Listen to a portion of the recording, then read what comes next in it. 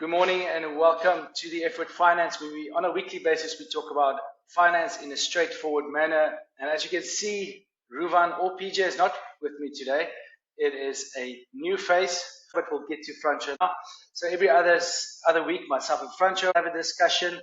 We are from the Cape Town office in Bovest. He's joining Bovest now on a full-time basis. And then the other 2 weeks, PJ and Ruvan will have a discussion. So we'll keep on with the format. Every Friday, you will get news from us about what's happening in the industry. But we have a new face that's joining us. But before we get to Francois, I heard an interesting podcast over the weekend. Actually, Francois, you sent it to me from Morgan Housel. It's about the 30 rules of money. I think it's what it's called. We'll put it in the link. And there was one story that kind of stood out for me. It was quite a cool story. But I'm going to just change it a little bit so it's in a South African context. So the father and his little son, I would guess he's about 2.5 years old, plays this game every week. So every week the father will put a 10 Rand note and a 5 Rand coin in front of the child. And he must now decide which one he's going to take.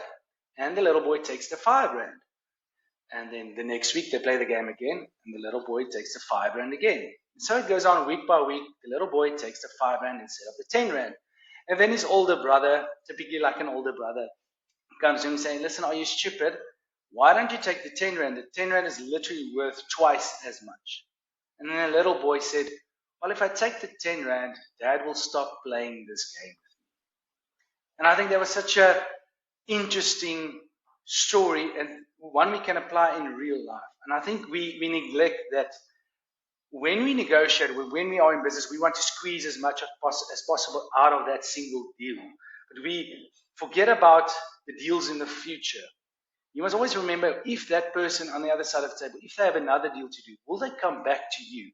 Or did you ruin that relationship because you wanted to win at all costs? And Francois, especially in our industry as advisors, you get a lot of advisors, every time they do a review with a client, they want to increase his risk cover. They want to put him on a better medical aid plan. They want to increase his short-term cover for his household expenses. They want to increase his investments just to be more profitable for him.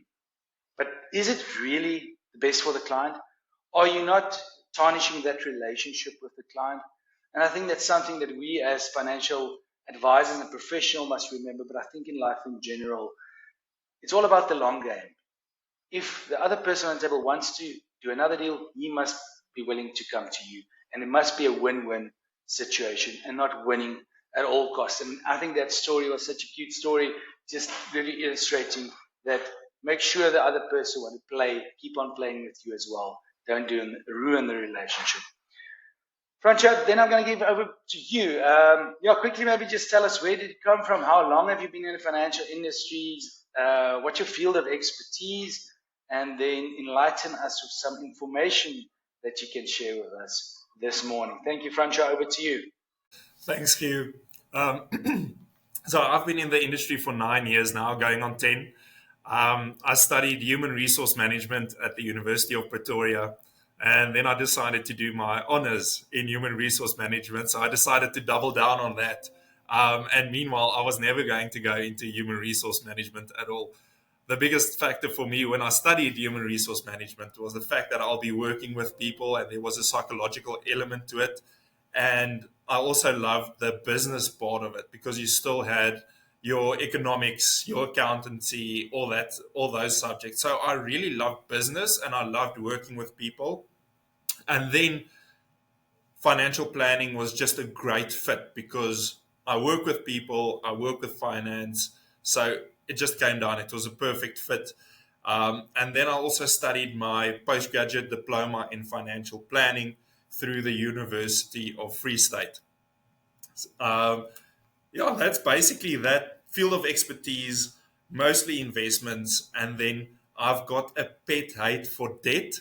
So I love giving people advice on debt, how debt works, how to get out of debt quicker. So just the education element on debt, because I feel it plays such a big role in people's lives, and it keeps people up at night. And our jobs as advisors are to give people peaceful sleep at the end of the day. Roger, before you move on, So that's basically me in a nutshell. Yeah, no, and you like to say that you actually play professional sports as well, cricket for the Titans, and I think that together you have the human resources side, which is very important in the financial industry when you work with clients, 100%. But also like the competitiveness, I think, of the sports industry as well. I think that also puts you in good stead to, well, basically, I think any profession you want to pursue, but especially in the financial space, and then you made that transition successfully from different, like you say, you studied something different and you played professional sports, but now you applied your knowledge and you upskilled yourself. So I think it's a good lesson for people who might not be in the specific profession that they want to be in. You can change. These days it's fairly easy to change, but then you need to upskill yourself and be serious about what you're doing. So well done with that. Yeah, I think, Hugh, that's 100% correct. In playing professional sport, and remember, my career was extremely short. I only had a 5 year career in sport, but I saw how quickly it can change. And I think that's a big thing, especially with sportsmen. They need to always have a look at how long your career will actually be.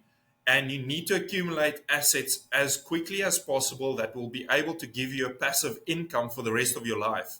Because as we know, retiring on 35, 36, or even 40, you need a lot of money and you need passive income for that. So I think that's very, very important as well when speaking to clients, especially young clients who have got a very limited career duration wise, is to help them see the bigger picture and there's a life after sport.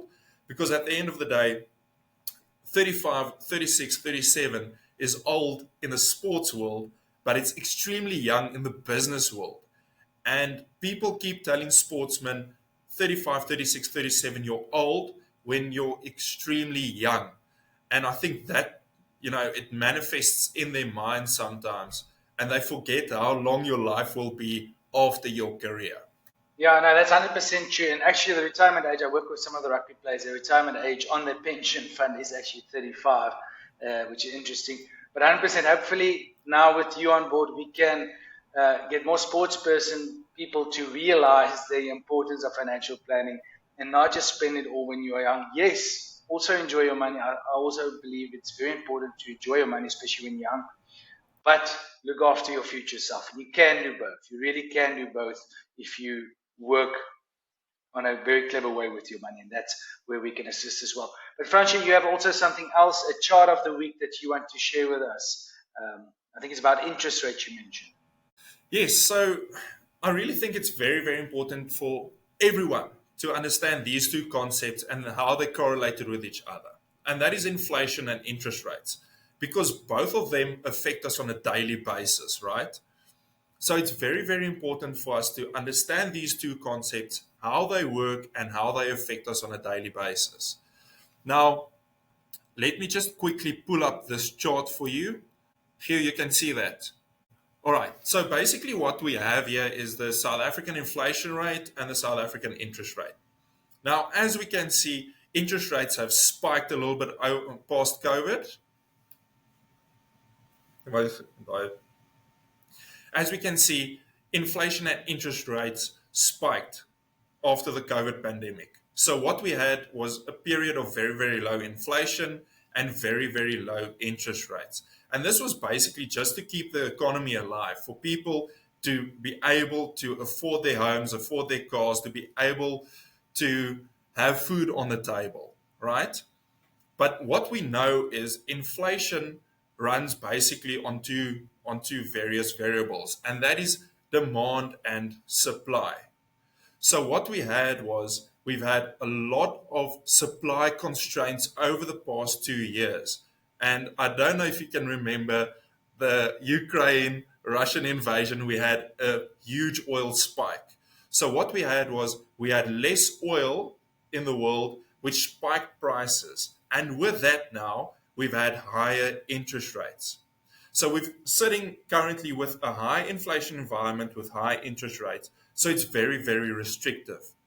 Now, the South African Reserve Bank kept interest rates at 8.25%. Prime is at 11.75% currently. So interest rates are very high, and this is purely to get inflation down. And that's basically the only tool that the Reserve Bank has to curb inflation is to increase interest rates. So, as a practical example, if you've got a variable interest rate on your car and on your home, as interest rates increase, your monthly repayment increases. So you've got less money that you can go use for entertainment, for food, all that, all those type of things. So they're trying to curb inflation with these higher interest rates. The consensus currently with the fund managers currently is that interest rates will sort of remain the same up until June so that they can see if inflation calms down a little bit more, settles down, and then they'll start decreasing interest rates. So currently, we're going to sit with high interest rates for the next 6 months and then they'll reassess from there. But I think it's very, very important for us to always understand that inflation, as inflation increases, our interest rates will also start increasing, which will put pressure on consumers. And remember, we saw this a lot during COVID. People went and they bought houses because they thought interest rates were going to remain where they are. People really cashed in with that, bought cars, bought homes, all those type of things. And then they had to sell because interest rates spiked a lot over the past year or two. So be aware as a consumer, be aware of these type of spikes. Don't overcommit to assets during periods of low interest rates. Yeah, thank you, Francois. That's very interesting. We're also waiting for the US, the Fed. We kind of follow them. They also said they're going to stay stable. They're waiting for signs of inflation dropping more. For them, it's about 2%. Then they're going to lower the interest rates, and then we will follow suit. But 100%, as an investor or as a client or as a professional individual, you must know the market goes through cycles. You get high interest rate environments, low interest rate environments, and just how you're going to react to it and how you're going to apply your finance is vitally important. And like I say, interest rates is good for the people that's saving or investing. You can say with the money market now, with your bank, you can get 10, 11% is advertised. But when you're in debt, to your point of not being indebted, that's very bad for you. And like you mentioned, the premium you paid for your house is now 40% more. Like in COVID, a lot of people bought homes. Now the monthly bonds they have to pay is about 40% more, putting people under severe pressure. So thank you very much for that, Francois. We look forward to hearing more of your insights. So every second week, myself and Francois will have a discussion, and then the other two, Ruvan and PJ, will have a discussion as well. But like always, if you have any questions, comments, or you have a specific topic that you would like us to talk about, you're welcome to just drop a comment below or send us an email. We are open for discussion. Thank you very much, Francois, and see you soon. Cheers, Hugh.